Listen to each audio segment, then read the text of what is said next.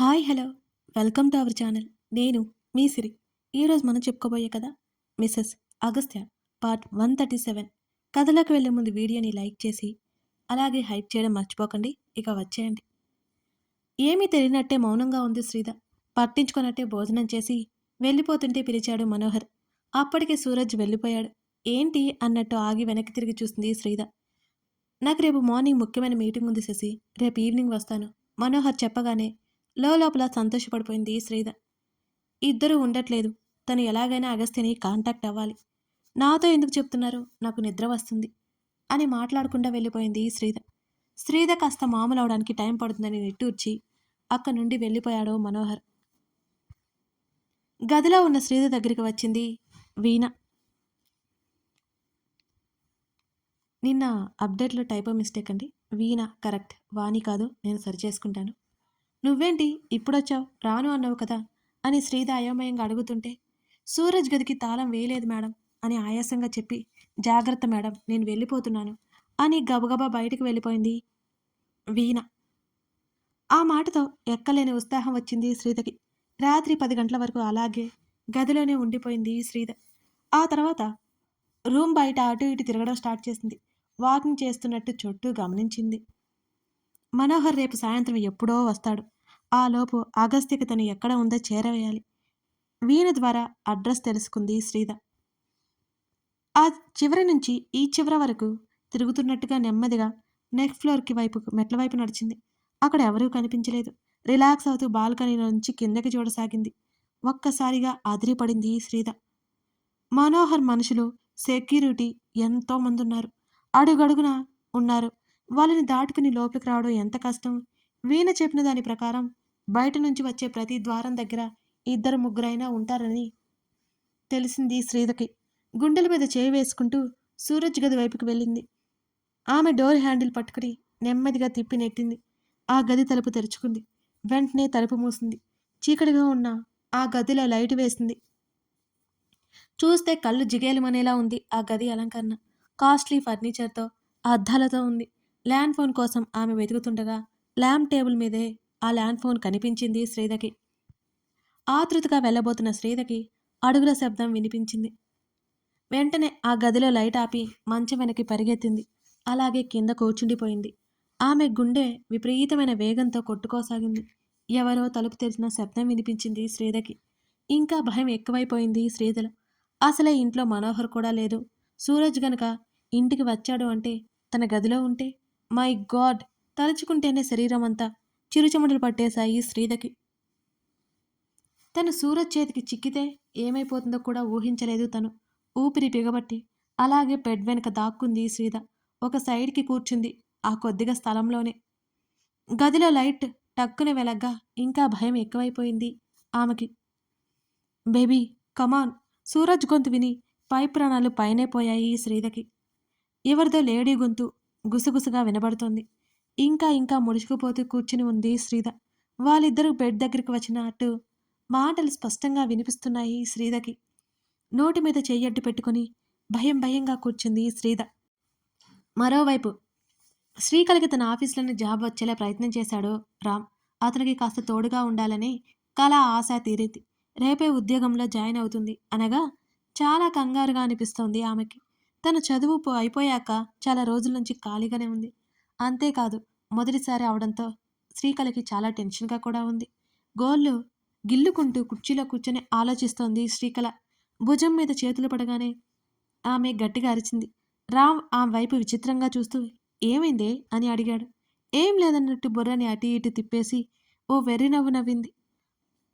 ఆ కుర్చీని అతని వైపుకు తిప్పుకొని ఆమె మీదకు ఒరిగాడు. ఏం లేదు బావా, ఏం లేదు, అతని చూపులకు చెప్పింది. ఆమె ముఖంలో కొత్తగా ఏదో మార్పు కనబడుతోంది రామ్కి. అదేంటో అతనికి ఏమాత్రం అర్థం కాలేదు. ముందుకు వంగి ఆమె పెదవుల మీద ముద్దు పెట్టుకున్నాడు రామ్. అతను హఠాత్తుగా అలా అవ్వడంతో కళకి ఏం చేయాలో దిక్కుతోచలేదు అసలు. రెండు చేతులతో కుర్చీ రెక్కల్ని పట్టుకుని బిగించి కళ్ళు గట్టిగా మూసేసింది శ్రీకళ. ఆమెను రెండు చేతుల్లోకి తీసుకుని బెడ్ మీదకు వేసి ఆమె మీద చేరిపోయాడు రామ్. పొట్టకి రెండు చేతులు అడ్డు పెట్టుకుని అతని బరువు మీద పడకుండా ఆపుకుంటోంది శ్రీకళ. ఆమె నడుమును సవరిస్తూ మరోసారి ముద్దు పెట్టుకొని ఆమెను మరో లోకంలోకి తీసుకెళ్ళాడు రామ్. ఎందుకు టెన్షన్ పడుతున్నావు? ఆమెను తడుముతూనే అడిగాడు. అప్పటికి అతని స్పర్శకి ఆమె కనులు మత్తుగా మూసుకుపోతుంటే, "ఉహుం, రేపే కదా జాయిన్ అవ్వాలి. కొంచెం టెన్షన్‌గా ఉంది బావా" అంటూ తనలో ఉన్న భయాలను బయటపెట్టి నెమ్మదిగా కళ్ళు తెరిచింది కల. "నేను ఉంటాను కదా! నీకెందుకు కంగారు?" ఆమె మెడవంపులో ముద్దు పెట్టుకున్నాడు రామ్. అతని తలని దగ్గరికి లాక్కొని, "నేను నీ వైఫ్ అని చెప్తావా అందరికీ?" అని మరింత ముద్దుగా అతని ముఖంలోకి చూస్తూ అడిగింది కల. రామ్ ముఖం అదోలా మారిపోయి సీరియస్‌గా అయిపోయింది. "చెప్తావా అంటే ఏంటి నీ ఉద్దేశం?" ఆమె డ్రెస్ తొలగిస్తూ అడిగాడు. "ఏమో నీకు చెప్పుకోవడం ఇష్టం ఉందో లేదో అని." అతని మనసులోది ఇంకా ఏదో బయటకు రప్పించాలని, కావాలని అన్నది శ్రీకళ.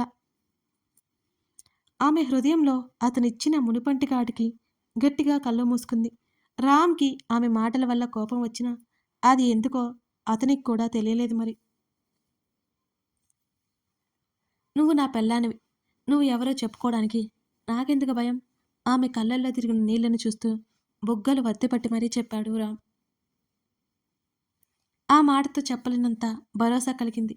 ఇంకా రామ్‌లో రాక్షసత్వం పోలేదు. అతనికి కోపం వచ్చినప్పుడు ఆ మాత్రం తను భరించక తప్పదు. అతని ఆవేశాన్ని పోగొట్టడానికి సున్నితంగా అతని పెదవులు అందుకుంది తనే. మరోవైపు సూరజ్ దగ్గర, "బేబీ కమాన్." సూరజ్ గొంతు విని పై ప్రాణాలే పైనే పోయాయి శ్రీధకి. ఎవరిదో లేడీ గొంతు గుసగుసగా వినిపిస్తోంది. ఇంకా ముడుచుకుపోయి కూర్చుంది శ్రీధ. వాళ్ళిద్దరూ బెడ్ దగ్గరికి వచ్చినట్టు మాటలు చాలా స్పష్టంగా వినబడుతున్నాయి ఆమెకి. నోటి మీద చెయ్యి అడ్డు పెట్టుకుని భయం భయంగా కూర్చుంది శ్రీధ.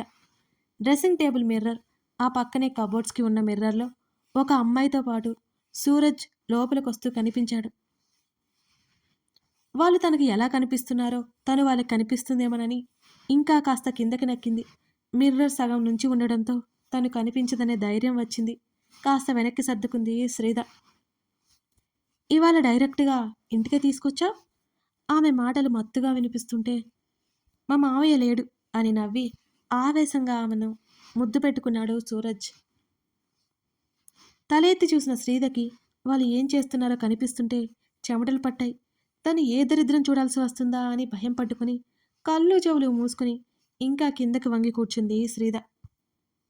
వాళ్ళిద్దరి మాటల కంటే ఇంకేవే వినబడుతుంటే ఆమె శరీరం అంతా చిరు చెమటలు ఎక్కువయ్యి భయంతో వణికిపోసాగింది శ్రీధ. సూరజ్లోని రాక్షసత్వానికి ఆమె అరుపులు ఎక్కువవుతుంటే అప్పుడే సూరజ్ని చంపేసి ఆ అమ్మాయికి విముక్తి కలిగించాలనిపించింది శ్రీధకి. కానీ ఆమె కూడా ఇష్టపడే కదా వచ్చింది అనే సత్యం గుర్తుకొస్తుంటే ఊపిరి బిగబట్టి మౌనంగా ఉండిపోయింది శ్రీధ. సూరజ్ మాటలు, ఆ అమ్మాయి అరుపులు కేకలు ఒకవైపు వినిపిస్తుంటే అతని మీద భయం రెట్టింపైంది.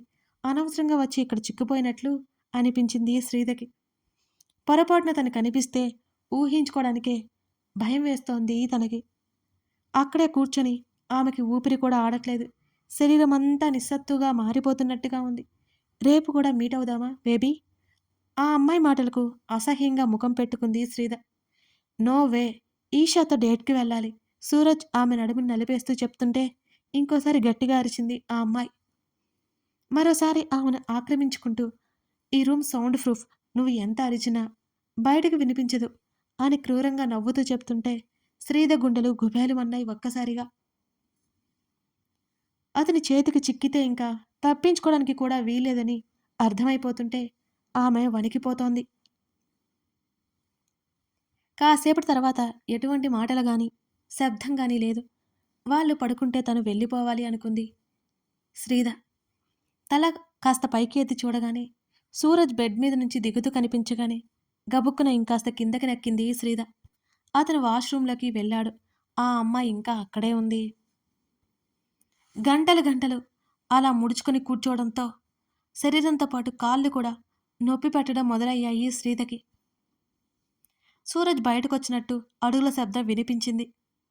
నెమ్మదిగా ఇంకాస్త లోపలికి దూరి కాళ్ళు చాపుకొని కళ్ళు చెవులు గట్టిగా మూసుకుంది శ్రీధ. వారిద్దరూ మాత్రం మేల్కొనే ఉన్నారు. తెల్లవారుజాము వరకు శ్రీధకి నరకం కనిపించింది అక్కడ.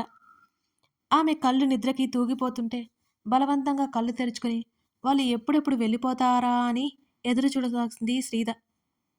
ఒకవేళ మనోహర్ లేడు కదా! ఆ అమ్మాయి రోజంతా ఇక్కడే ఉండిపోతుందా? వాళ్ళు వెళ్ళిపోతే బావుండనేది ఆమె ఆలోచన. మాటలు కాస్త స్పష్టంగా వినబడుతుంటే చెవుల నుంచి చేతులు తీసింది శ్రీద. "నువ్వు ఎవరినో పెళ్లి చేసుకుంటున్నావంట. నిజమేనా సూరజ్?" అంకిత్ అంటున్నాడు అని ఆమెను అడుగుతోంది ఆ అమ్మాయి. సూరజ్ సమాధానం కోసం శ్రీద చెవులు రిక్కించి మరీ వినసాగింది ఏం చెప్తాడా అన్నట్టు. "నీ బాయ్ ఫ్రెండ్ చెప్పాడన్నమాట" అని గట్టిగా నవ్వాడు సూరజ్. "యెస్. నువ్వు చెప్పు సూరజ్" అని అడిగింది ఆమె గారాలిపోతూ. "యెస్. మా మామయ్య కూతురు. She is so beautiful. Really నాకంటే అందంగా ఉంటుందా?" అని అడిగింది ఆ అమ్మాయి. "యెస్. నీకంటే 10 టైమ్స్ అందంగా ఉంటుంది." ఆమె ఇగో హర్ట్ చేశాడు సూరజ్. అతని మాటలు వింటున్న శ్రీద అసహ్యంగా ముఖం పెట్టుకుంది.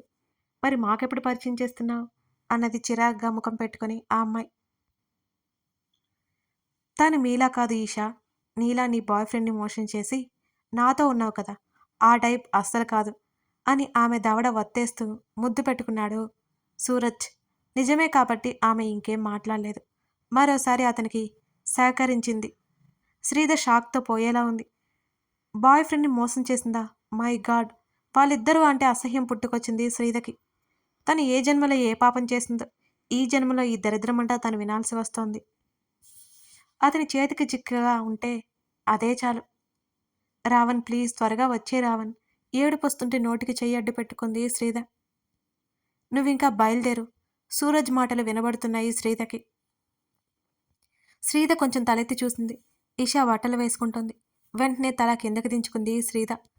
మీ సెక్యూరిటీ ఉన్నారు కదా సూరజ్ అని అడిగింది ఆమె. నేను తీసుకెళ్తాను పద అన్నాడు సూరజ్.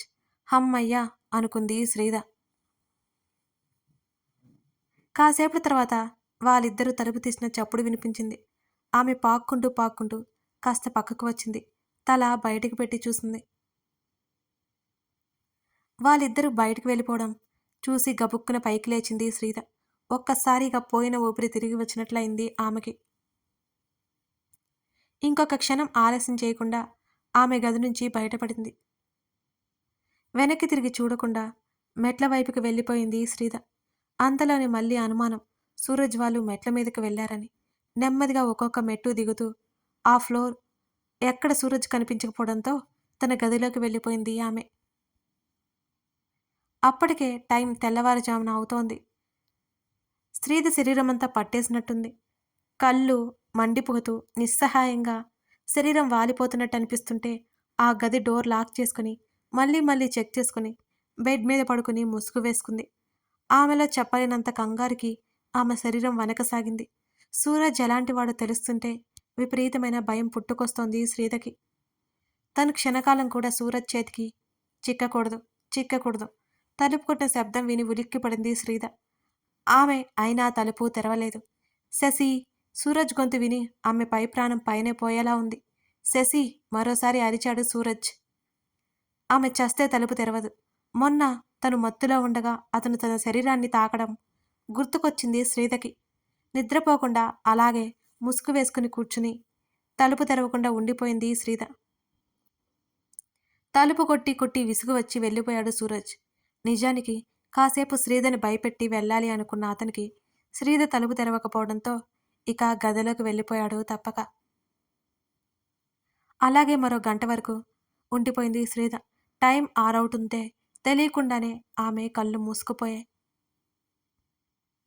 కాసేపు పడుకోగానే పిచ్చి కలలన్నీ వచ్చి ఆమెను ఎన్నోసార్లు భయపెట్టాయి. ఉలిక్కిపడి లేచింది. శరీరమంతా ఏసీలోని చెమటకు తడిచిపోయింది శ్రీధకి. సూరజ్ భయంకరంగా తన కలలో కనిపిస్తుంటే ఆమెకిక నిద్ర పట్టనేలేదు. 8 గంటల సమయంలో హెల్పర్ వచ్చింది. తనకే అవసరం లేదని టిఫిన్ గదిలోకి పంపించమని శ్రీధ చెప్పింది. ఫ్రెష్ అయ్యి బెడ్ మీద కూలబడి గదిలోనే టిఫిన్ చేసింది. గదిలోనే లంచ్ చేసింది శ్రీధ. తన ప్లాన్ త్వరగా ఇంప్లిమెంట్ చేసి ఇక్కడి నుంచి బయటపడాలి. మనోహర్ త్వరగా రావాలి. ఆ రోజు మధ్యాహ్నం ఎంత ఆపుకున్నా నిద్ర ఆగలేదు. ఆమె తెలియకుండానే నిద్రపోయింది. రాత్రి 7 గంటలకు లేచింది. భోజనానికి పిలిచారు శ్రీధని. మనోహర్ వచ్చిన విషయం తెలిసి ఆమె ఊపిరి పీల్చుకుంది. సూరజ్ గురించి అన్నీ అతనితో చెప్పాలని కిందకి వెళ్ళింది శ్రీధ. కథ కొనసాగుతోంది. శ్రీధ చెప్పిన మాటలు మనోహర్ నమ్ముతాడా? మొత్తానికి సూరజ్ నుంచైతే శ్రీధ తప్పించుకుంది కదా! ఇప్పుడు ఆమె నెక్స్ట్ స్టెప్ ఏంటి? ఎలా అక్కడి నుంచి బయటపడిపోతుంది? లేకపోతే మనోహర్ వాళ్ళకి బందీ కానుందా? ఇవన్నీ తెలియాలి అంటే తర్వాత భాగం చూడాల్సిందే. ఈ స్టోరీని చూసిన వెంటనే లైక్ చేస్తున్నారా? లైక్ చేయడం మర్చిపోకండి friends. Thank you for watching this video.